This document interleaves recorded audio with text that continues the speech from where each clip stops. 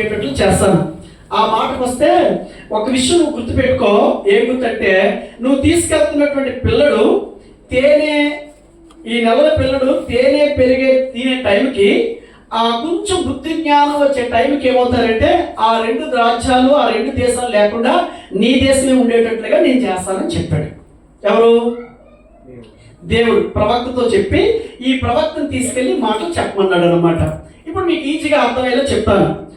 ఈ రాజు ఒక్కడైపోయాడు, వాళ్ళిద్దరు రాజుల సైన్యాలు ఏకమైపోయి వాళ్ళు ఏం చేస్తున్నారంటే వీళ్ళ మీదకి యుద్ధానికి వస్తూ ఉంటే వీళ్ళకి ఏం చేయాలో తెలియక కంగారైపోయి గాలికి అడవిలో చెట్లు ఆకులు ఎలా కదిలిపోతాయో వీళ్ళ హృదయాలు ఆ విధంగా కదిలిపోయి ఏం చేస్తాం ఇప్పుడు, ఏం చేయడానికి దారితో లేదని చెప్పి బెంగపడుతూ ఉంటే దేవుడు ఒక ప్రవక్త అంటే ఒక దేవుడు మనిషిని పంపించి రాజుతో అన్నాడు, వాళ్ళు వస్తున్నారని మిమ్మల్ని ఏదో చేసేస్తారని భయపడద్దు.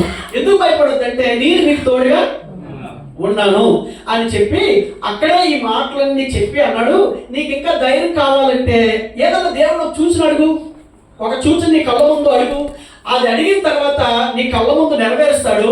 అది ఎలా నెరవేరుస్తాడో దేవుడు చెప్పిన మాట కూడా అలాగే నీకు నెరవేరుస్తాడు అనగానే ఈ రాజు అన్నాడు, నాకు బాధగా ఉంది, నేను దేవుడిని ఏ సూచన అడగలేను, నేను అడగలేను, నేనేమి చేయలేను అని అనగానే సరే నువ్వు అడగకపోయినా దేవుడే ఒక సూచన మీ మధ్య పుట్టిస్తాడు.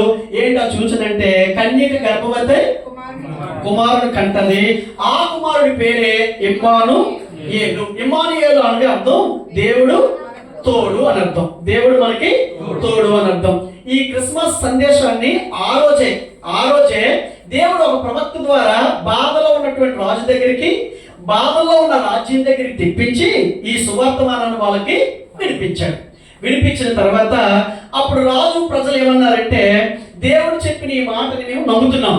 ఏమని నమ్ముతున్నాం అంటే, ఆయన మా మీదకు వస్తున్నటువంటి రాజుని మా మీదకు రాకుండా దేవుడే చూసుకుంటాడని నమ్మి వాళ్ళు నిలబడగానే దేవుడు ఏం చేశాడంటే ఆ ఇద్దరు రాజులు కూడా వచ్చారు. ఈ స్టోరీ మీ మనసులో పెట్టుకొని ఇప్పుడు చదవండి 2 మాటలు. ఇందాక యెషయా గ్రంథం 7వ అధ్యాయం 3వ వచనం చదవండి. అప్పుడు యెహోవా 2వ వచనం అమ్మా. అప్పుడు సిరియన్లు ఎఫ్రాయిములను, అంటే 2 దేశాల పేర్లు చెప్పాను కదా, బైబిల్లో పేర్లు చెప్తే మీకు అర్థం అవ్వని నేను మనకు తెలిసిన ఎమరేట్స్ పేర్లు చెప్పాను. సిరియా, ఎఫ్రాయిం అనేది బైబిల్లో ఉన్న పేరు. ఇప్పుడు షార్జా, అజ్మాన్ అనేవి ఏకమైపోయినటువంటి రాజ్యాలు. వాళ్ళిద్దరూ కలిపి వస్తున్నారని ఈ దేశానికి తెలుపబడగా గాలికి అడవి చెట్లు కదిలినట్లుగా వారి జనుల హృదయములు ఏమైపోయింది? కదిలిపోయి. అంటే గాలికి ఆకులు ఎలా కదిలిపోతాయో ఈ బాధలకి, వస్తున్నటువంటి శ్రమలకి, ఆ రాజ్యాలు ఏకమైపోయి మీదకి వస్తున్నటువంటి పరిస్థితులకి వాళ్ళు అలా కదిలిపోయారు అనమాట. అలా కదిలిపోయే టైంలో దేవుడు యెషయాతో ఏమన్నాడు చదవ 3వ వచనం. అప్పుడు యెహోవా యెషయాతో ఇలాగ సెలవిచ్చెను, ఆహాజు అంటే ఉమ్మకమైన రాజు, ఆ రాజుని ఎదుర్కొన్నట్టుకు అప్పుడే పుట్టాడని చెప్పాను కదా ప్రవక్తకు. చిన్న పిల్లడు పుడితే నువ్వు అక్కడే వెళ్ళొద్దు, నీ కొడుకును కూడా తీసుకొని వెళ్ళు అని చెప్పాడు. పోయి అతనితో ఇలాగ చెప్పు, ఈ కొడుకుని తీసుకొని వెళ్ళి అతనితో ఈ మాటలు చెప్పు. ఏమని చెప్పు అంటే, భద్రముసుమి నిమ్మలించు. అంటే ఇప్పుడు ఇంకేముంది? కలపుంది, కంగారు ఉంది, ఏం జరుగుతుందో తెలియని పరిస్థితి ఉంది. 2 రాజ్యాలు ఏకమైపోయి వస్తూ ఉంటే ఏం చేయడానికి కూడా ఇతనికి తోచట్లేదు. అలాంటి వ్యక్తి దగ్గరికి ఆ చంటి పిల్లల్ని తీసుకొని వచ్చి ఏమన్నాడంటే, భద్రం సుమి నిమ్మలించుము. మీరు ఎప్పుడైనా పొయ్యిలో పెట్టినటువంటి అగ్గి కాలుతున్న కొరకంచు కొనలు చూసారా? పొయ్యిలో పెడితే కాలుతున్నటువంటి కొరకంచులు అంటారు, లేదా కొరకంచు కొనలు అంటారు. అవి ఎలా తీస్తే అది ఒక గడ్డి మీద, ఒక కమ్మల పాక మీద, ఇంటి మీద తిరిగితే ఏమవుతుంది? కాలిపోతుంది. ఇప్పుడు ఇద్దరు కూడా అగ్ని కొరకంచులో బయలుదేరి నీ దేశాన్ని కాల్చడానికి లెగిస్తున్నారు వాళ్ళిద్దరును. అనగా రేజీనును సిరియనులను, అంటే వాళ్ళు మిమ్మల్ని తగలబెట్టాలని, మీ మీదకి వచ్చి మిమ్మల్ని ఏమి నాశనం చేయాలని వాళ్ళు మీ మీదకి వస్తున్న మాట నిజమే. అయితే వాళ్ళకి నువ్వు జడీకుము అని చెప్తున్నాడు. ఏమన్నాడు? నీ గుండె అవయనీయకము అన్నాడు. అంటే గుండెల్లో ఉన్నటువంటి ఆ భయానికి కానీ బాధకు కానీ మీరు ఏమాత్రం కూడా చోటు ఇవ్వద్దు అని చెప్తున్నాడు. నా ప్రియమైన తమ్ముడు అన్నారా, మీ అందరికీ చెప్పే మాట ఏంటంటే, బయటకు మనం గంభీరంగా కనిపించవచ్చు కానీ మన గుండెల్లో ఏదో రకమైన వేదన, ఏదో రకమైన భయం, ఏం జరగబోతుంది అన్నటువంటి ఆందోళన ప్రతి గుండెలో ఉంటుంది. మనిషి బయటికి బాగా కనిపించవచ్చేమో కానీ అంతరంగాల్లో, హృదయాల్లో భవిష్యత్తు ఏమవబోతుందో అని, నేను తలపెట్టిన పని ఏమవబోతుందని భయం మాత్రం ప్రతి మనిషిని ఆవరిస్తూ ఉంటుంది.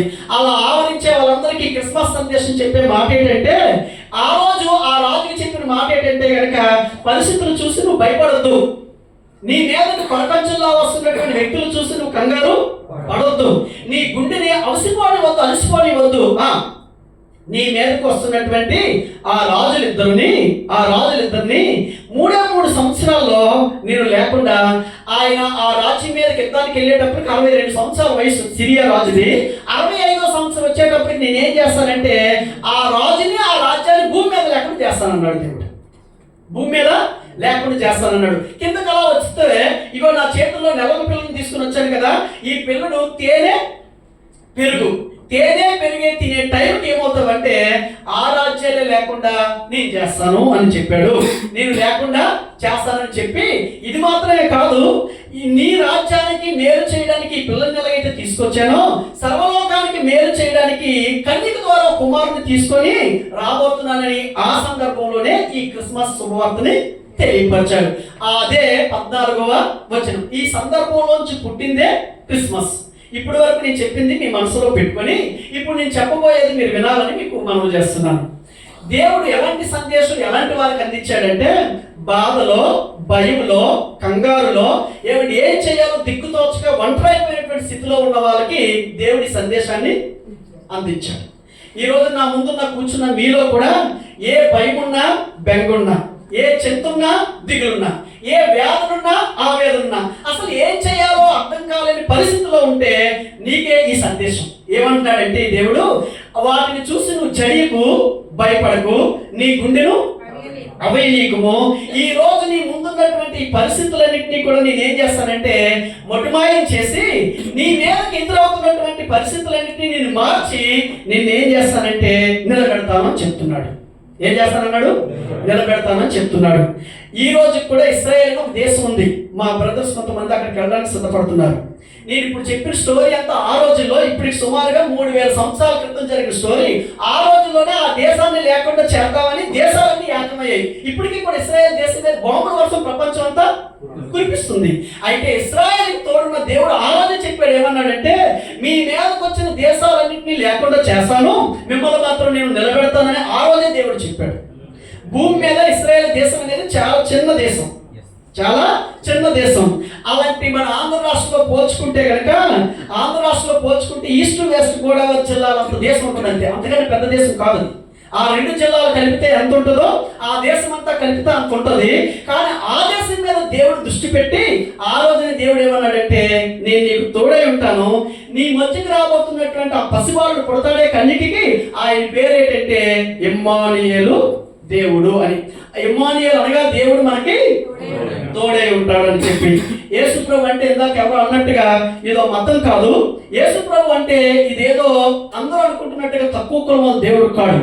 ఎవరైతే బాధలో ఉన్నారో, ఎవరైతే చింతలో ఉన్నారో, ఎవరైతే కంగారులో, దిగుల్లో ఉన్నారో వాళ్ళందరినీ ఆదరించడానికి వచ్చిన ఆదరణకర్త అయినటువంటి వాడే ఈ దేవుడు. ఎవరైతే కన్నీళ్ళతో ఉన్నారో వాళ్ళందరికీ ధైర్యం ఇచ్చేవాడే దేవుడు. ఇందాక సురేష్ గారు చెప్పారు, మంచి జీవితం, మంచి కుటుంబం, మంచి ఫ్యామిలీ అంతా సెటిల్ అయ్యాలనుకున్న టైంలో ఒకనొక సిచ్యువేషన్ వచ్చింది. ఇక ఏం చేయడానికి తోచని పరిస్థితి. ఇక చావే చరణ్యం అనుకొని ఇక చచ్చిపోతే బాగుంటుందని లాస్ట్గా తన భార్యతో మాట్లాడదామని టైంలో వాళ్ళ భార్య ఒక మాట చెప్పింది.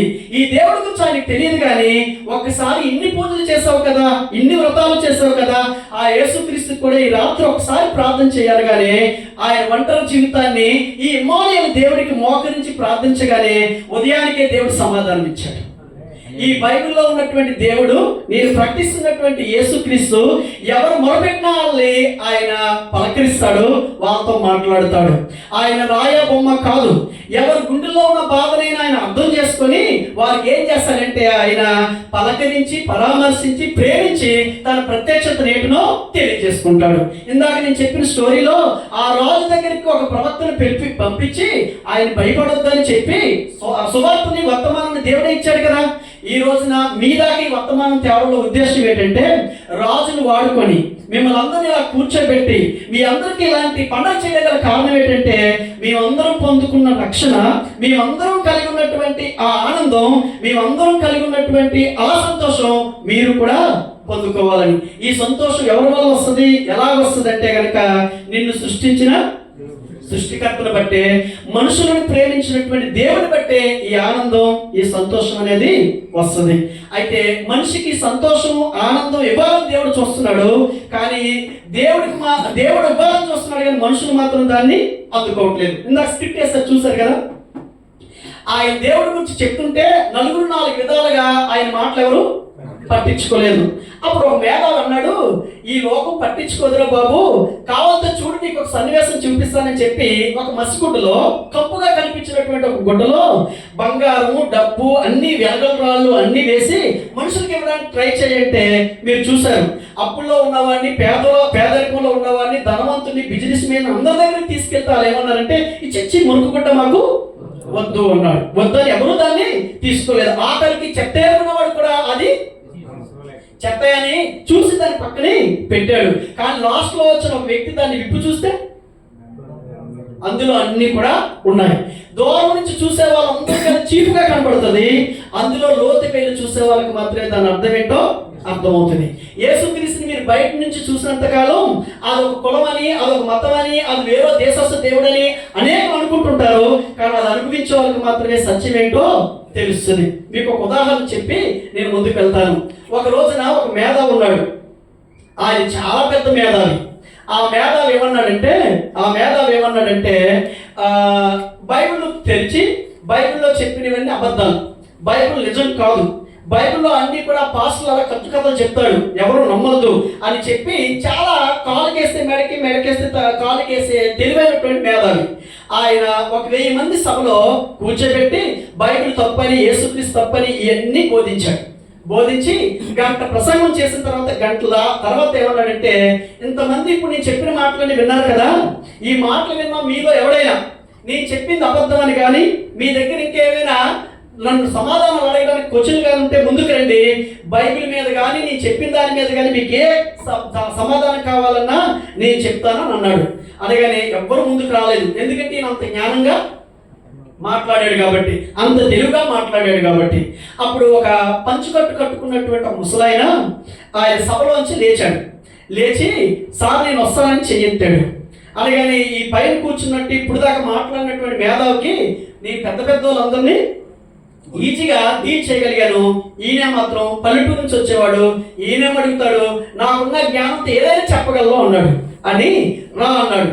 అనగానే ఆయన స్టేజ్ మీదకి వచ్చాడు, మైక్ తీసుకొని పక్కన పెట్టి జోబీలోంచి ఒక బొత్తాయికాయ తీసుకొని వంచుకొని తింటున్నాడు. వచ్చిన పల్లెటూరు ఆయన తింటుంటే ఈ మేధావి అన్నాడు, నన్ను క్వశ్చన్ అడగడానికి వచ్చావా, ఈ పండు తినడానికి వచ్చావా అన్నాడు. ఆగండి సార్ అని చెప్పి అది ప్రతి తొక్కని ఒలుచుకొని ఒక్కొక్కతో నెమ్మదిగా తిన్నాడు. ఈయనకే ఒళ్ళు మండిపోతుంది. క్వశ్చన్ అడుగుతానా క్వశ్చన్ అడగకుండా నీ పండు తింటున్నాడు ఏంటని చెప్పి అని మెల్లిగా ఉన్నాడు. అప్పుడు అంతా తిన్న తర్వాత మైక్ తీసుకొని మెల్లగా అడిగాడు, సార్ మీకున్నంత జ్ఞానం నాకు లేదు, కానీ ఒక క్వశ్చన్ అడుగుతాను, ఇప్పుడు నేను తీసుకొని తిన్నటువంటి పండు పుల్లగా ఉందా తీయగా ఉందా అని అడిగాడు. మరి పుల్లలేనుడా, నేను అడిగింది ఏంటి, నువ్వు నన్ను అడుగుతుంది ఏంటి, నేను ఏ సబ్జెక్ట్ అయితే మాట్లాడానో, ఏ దేవుడి గురించి మాట్లాడానో ఆ దేవుడి గురించి ప్రశ్న అడగడం మనిషి పండు గురించి అడుగుతున్నావు ఏంటంటే, చాలా దేవుడి గురించి అడుగుతాను కానీ ముందు నేను తిన్న పండు పుల్లగా ఉందా తీయగా ఉందా అని అడిగాడు. అప్పుడు ఆ మేధావి అన్నాడు, మరే ఆ పండు పుల్లగా ఉందా తీయగా ఉందా నేను ఎలా చెప్పగలనురా, నువ్వు తిన్నావు కాబట్టి నీకే తెలుస్తుంది అని అన్నాడు. అప్పుడు ఆ పెద్ద ఆయన అన్నాడు, యేసుప్రభువు గొప్ప దేవుడో, మంచి దేవుడో, బ్రతుకులు మార్చే దేవుడో, బాధలో ఉన్న వాళ్ళని ఆదరించే దేవుడో అనుభవించాలని తెలుస్తుంది కానీ నీలాంటి వాడికి ఎలా తెలుస్తుంది అని చెప్పాడు.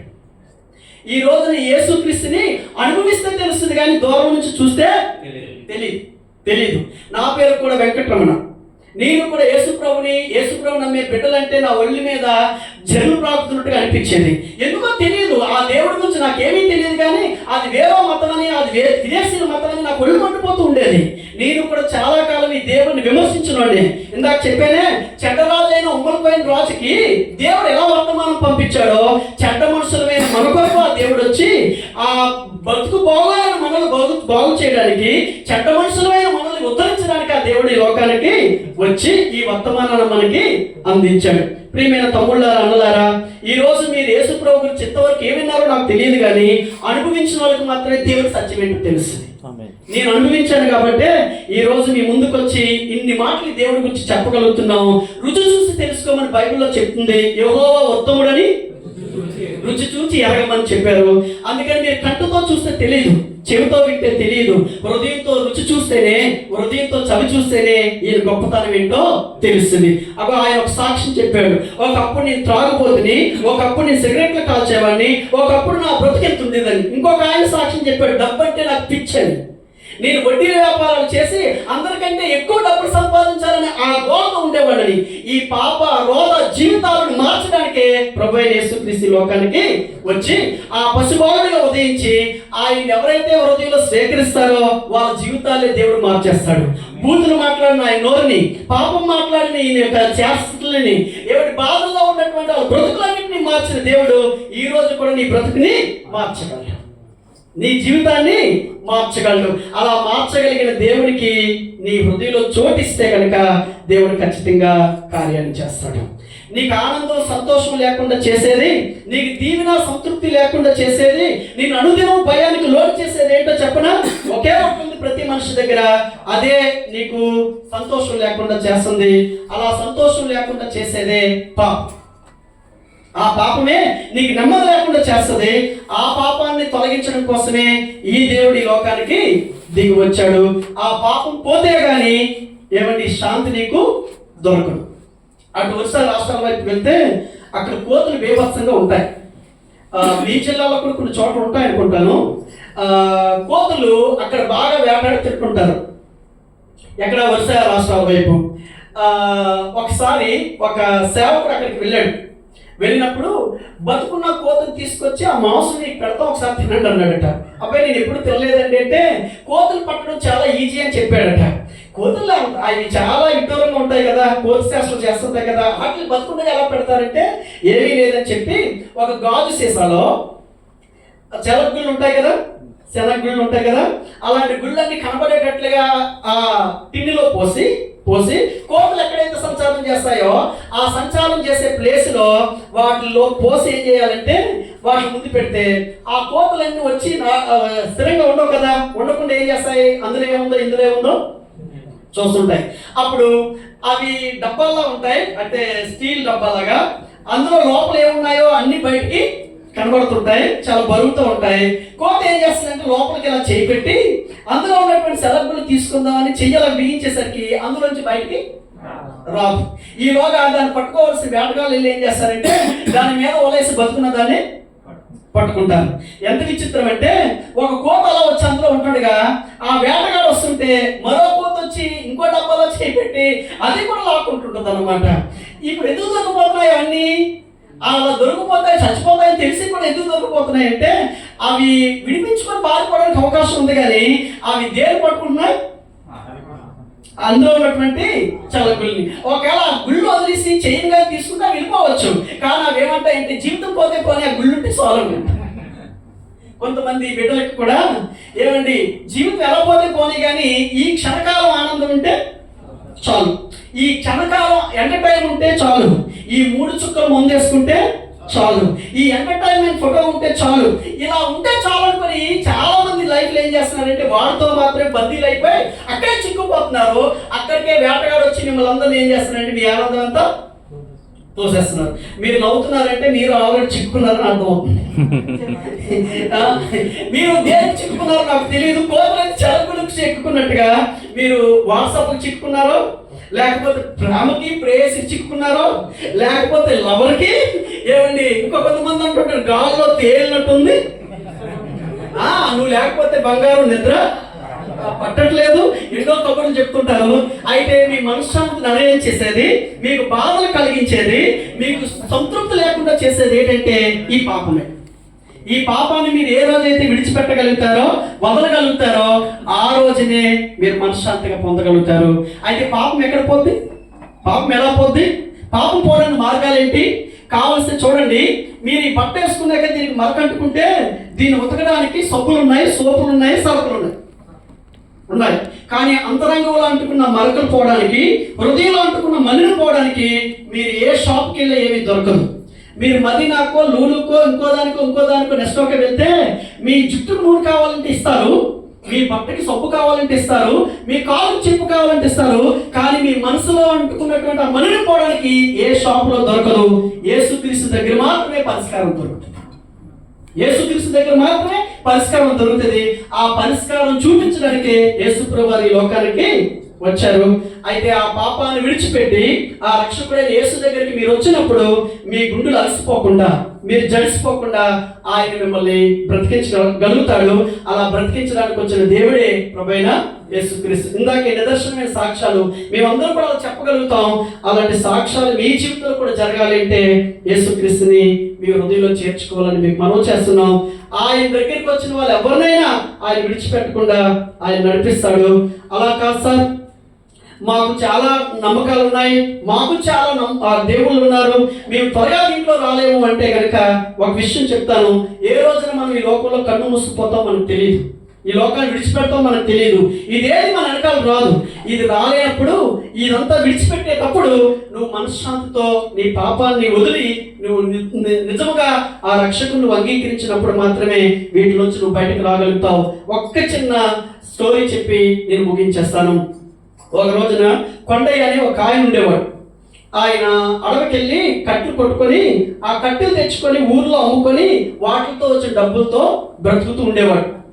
అలా బ్రతుకుతూ ఉన్నప్పుడు ఒక రోజున ఆ కొండయ్యకి చిన్న కొండ చలవ పిల్ల దొరికింది అడవిలో. కొండ చలవ అంటే తెలుసా? పిల్ల దొరికితే ఇది భలే ఉంది, మచ్చమచ్చలుగా ఉందని చెప్పి దాని చేత్తో పట్టుకుంటే ఆ పిల్ల ఏం అనలేదు, ఆ పాము పిల్ల ఏం అనలేదు, ఆయన దగ్గర ఉంది. అప్పుడు అది పట్టుకొని ఇంటికి వచ్చి ఇంటి దగ్గర పెట్టి అది చూడు దాన్ని ఏం అనలేదు అని చెప్పి దాన్ని ఇంట్లో పెట్టుకొని దానికి కావాల్సిన పాలు పోస్తున్నాడు. అదేం తింటుందో తీసుకొచ్చి తినిపిస్తుంటే ఒక స్నేహితుడు వచ్చాడు. కొండయ్య స్నేహితుడు వచ్చి ఆ పాము పిల్లని చూడగానే, ఒరే మతిలేనుడా, అసలు పామును ఎవరైనా పెంచుతాడురా, నువ్వు తప్ప ఇంకెవడ పెంచడు, పామును ఎవడ పెంచకూడదురా, పాము ఎప్పటికైనా పామే, దాంట్లో ఎప్పుడు ఏమొస్తుంది? విషమే వస్తుంది, వద్దురా అన్నాడు. అంటే అప్పుడు ఈ కొండయ్య అన్నాడు, లేదురా, ఇది అన్నిటిలాంటి పాము కాదు, నేనంటే దానికి ఎంత ఇష్టమో చూడు, నేను పిలుస్తానని చెప్పి దానికి ఇలా చిటికేయగానే అది బుట్టలోంచి బయటకు వచ్చేది, ఆయన చుట్టూ తిరిగేది, ఆయన కాలు మీదకి ఎక్కేది, చాలా బాగా ఆడేది. చూసావా, నువ్వేమన్నావు పాము అంటే అది విషం కక్కుతుంది అన్నావు, ఇది చూడు నాతో ఎంత ఆనందంగా ఉంటుందో అని అన్నప్పుడు ఈ చిన్న పిల్ల కాస్త బాగా తింటుందేమో పెరుగుతుందన్నమాట. ఏది? ఈ పాము పిల్ల పెరుగుతుంటే అప్పుడు దీనికి కొన్ని విద్యలు నేర్పించాడు. ఒక చిటికేస్తే పైదాకా రావడం, ఇంకో చిటికేస్తే దాన్ని చుట్టుకోవడం, ఇంకో చిటికేస్తే పైకి వెళ్ళడం, దానికి అనేకమైన సర్కస్లు నేర్పించాడు. ఎవరు? ఈ కొండయ్య. అయితే ఆ ఇంటి పక్కన ఒక స్కూల్ ఉండేది. స్కూల్ పిల్లలందరికీ కొండయ్య ఇంట్లో పాము ఉందని తెలిసింది. తెలియగా పాము ఉందంట, భలే ఆడుతుందంట అని ఇంటర్వ్యూ టైంలో పిల్లలందరూ పాము చూడడానికి వచ్చేవారు. అప్పుడు కొండయ్యకి ఒక ఆలోచన వచ్చింది, ఎంతమంది పిల్లలు వస్తున్నారు కాబట్టి టికెట్ పెట్టేద్దాం, నేను అరణ్యానికి వెళ్ళకుండా ఇంటి దగ్గర డబ్బులు సంపాదిద్దాం, టికెట్ పెట్టడం మొదలు పెడితే అప్పుడు దానికి కొన్ని ఆటలు నేర్పించాడు కదా. పిల్లలు రాగానే టికెట్ పెట్టి ఆ పిల్లలందరూ చుట్టూ నిలబడి చూస్తూ ఉంటే దానికి ఆ నేర్పించినటువంటి చిటికలు, ఆ మాటలన్నీ అంటుంటే అది వచ్చి భలే ఆడేది. ఆడుతుంటే పిల్లలంతా చప్పట్లు కొట్టి మురిసిపోయేవారు. ఇక అరణ్యానికి వెళ్ళి కట్లు కొట్టుకొని తెచ్చుకునే పని లేకుండా దీంతోనే డబ్బు సంపాదిస్తున్నాడు. అప్పుడు కొండయ్య ఒక రోజు అనుకున్నాడు, నా స్నేహితుడు వచ్చి ఆ రోజు అన్నాడు పాముని పెంచొద్దన్నాడు, ఇది మంచిది కాదన్నాడు, ఈ రోజు నేను నా కుటుంబం దీనివల్లే బతుకుతున్నాం, దీనివల్లే మేము జీవించగలుగుతున్నాం, ఇది నాకు ఎంత లాభం వస్తుందో అన్నాడు. అని దానికి కూడా తిండి బాగా పెట్టడం వల్ల అది బాగా బలిసింది. ఏది? పాము బాగా లావయ్యి అప్పుడు అదేం చేసిందంటే అది ఇంకా కూడా విద్యలు నేర్చుకుంది. అప్పుడు ఈ కొండ అనుకున్నాడు, ఈ పల్లెటూరులో ఉండే కన్నా దీన్ని టౌన్కి పట్టుకెళ్ళిపోతే ఇంకెక్కువ డబ్బు సంపాదించవచ్చని అది టౌన్ దాకా ప్రాచుర్యం ప్రాబలించి ఆయన పెద్ద పెద్ద సిటీలో దాంతో సర్కస్ చేస్తూ ఉండేవాడు. ఎవరు? ఈ కొండయ్య. బాగా డబ్బు సంపాదిస్తున్నాడు. బాగా డబ్బు సంపాదిస్తుంటే ఒకరోజు 4 రోడ్ల లాంటి కోడల్లో జనాభా అంతా కూడినటువంటి ప్లేస్లో సిటీలో ఈ విన్యాసాలు చేయడం ప్రారంభించాడు. అది బొట్టులో ఉంది. అప్పుడు ఆయన హలో ఫ్రెండ్ అనగానే ఇలా పుష్కులు వేసేది, చిటికలు వేయగానే అందులోంచి ప్రాకుకుంటూ వచ్చేది. దానికి ఇంకో చిటికలు వేయగానే అది ఏం చేస్తుందంటే ఆయన చుట్టూ చుట్టుకునేది. అది ఎప్పుడు చుట్టుకోవాలో చిటికేస్తాడు, అది ఎప్పుడు వదిలేయాలో చిటికేస్తాడు. అన్నిటికీ దానికి విద్యను నేర్పిస్తాడు అనమాట. ఇది చూసిన జనాభా అంతా ఓ ఎంత బాగుంది ఎంత బాగుందని చెప్పి చప్పట్లు కొట్టి గోళ్ళు వేస్తూ వేలు వేస్తున్నారు అనమాట. అది చాలా ఉత్సాహభరితంగా సాగుతుంది. అలా సాగుతున్న టైంలో అది వచ్చి ఏం చేస్తుందంటే ఆయన్ని చుట్టుకున్న తర్వాత కాసేపటికి అందరూ నవ్వుతున్నారు, వేలు వేస్తున్నారు, చాలా జలసాగా ఉంది. ఈ పాముకేమో వాళ్ళ విజిల్లు వాళ్ళ గోళ్ళు వాళ్ళ శబ్దాలు వినబడుతున్నాయి, కానీ ఈయనే సిగ్నల్ ఇస్తున్నాడు దానికి వినబడట్లేదు. అది వినబడకపోయేసరికి ఏం చేయాలో దానికి తెలియక ఆ చుట్టుకొని ఉంటున్నటువంటి మనిషిని ఏం చేస్తుందని నొక్కుతుంది. అదేం చేస్తుంది? బిగిస్తుంటే అన్నాడు, నన్ను ఇది బిగించేస్తుంది, ఎముకలు ఇరిగిపోతున్నాయి, ఎవరైనా రక్షించరా అంటే చుట్టూ ఉన్నవారు అనుకున్నారు ఈ చేసే సర్కస్లు ఇది కూడా ఒక ఎంత సర్కస్ ఏమో, ఇలా అంటాడేమో అని చెప్పి అందరూ ఇంకా ఎక్కువ గోల్ వేస్తున్నారు, వేలు వేస్తున్నారు, చప్పట్లు కొడుతుంటే అంటున్నాడు, దయచేసి నన్ను రక్షించండి, ఇది నిజంగా నన్ను నొక్కేస్తుంది, నా ఊపిరి తీసేస్తుంది అంటుంటే భలే ఉంది ఇప్పుడు దాకా ఒకలా చేస్తున్నావు, ఇప్పుడు ఇంకోలా చేస్తున్నావు అని ఇంకా ఏమని విజిల్ వేస్తున్నారు. అప్పుడు అంటున్నాడు, నిజంగానే నేను చచ్చిపోతున్నాను, నన్ను రక్షించానంటే అప్పుడు ఎవరు వింటలేదు. అది మనిషిని ఏం చేసిందంటే ఎముకలన్నీ విరిచి అలా కుప్పకూలేటట్లని చంపేసింది. ఏది? ఈ ఉదాహరణ మీకు ఎందుకు చెప్పానంటే, నువ్వు ఈరోజు ఏ పాపంతో ఆటలాడుతున్నావో, ఏ పాపతో ఏమంటే ప్రేమ రామాయణం నడిపిస్తున్నావో, నువ్వు ఏ పాపానికి అలవాటై దానినే రహస్యంగా దాచుకుంటున్నావో, ఆ పాము ఎలాగైతే కొండైన ఆఖరికి కుప్పకూల్చి మట్టిపాలు చేసిందో, నువ్వు దాచుకుంటున్న పాపం కూడా నేను అదే పని చేస్తుంది.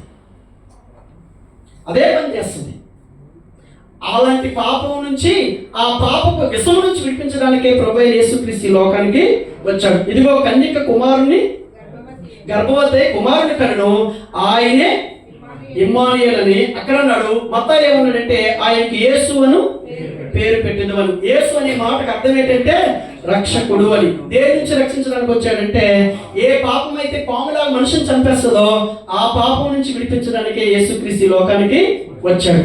ఆ యేసుక్రీస్తుని మీరు నమ్ముకుంటే, ఆ యేసు దగ్గరికి మీరు రాగలిగితే ఆయనే పాపాల నుంచి విమోచిస్తాడు, విడుదల కలిగిస్తాడు.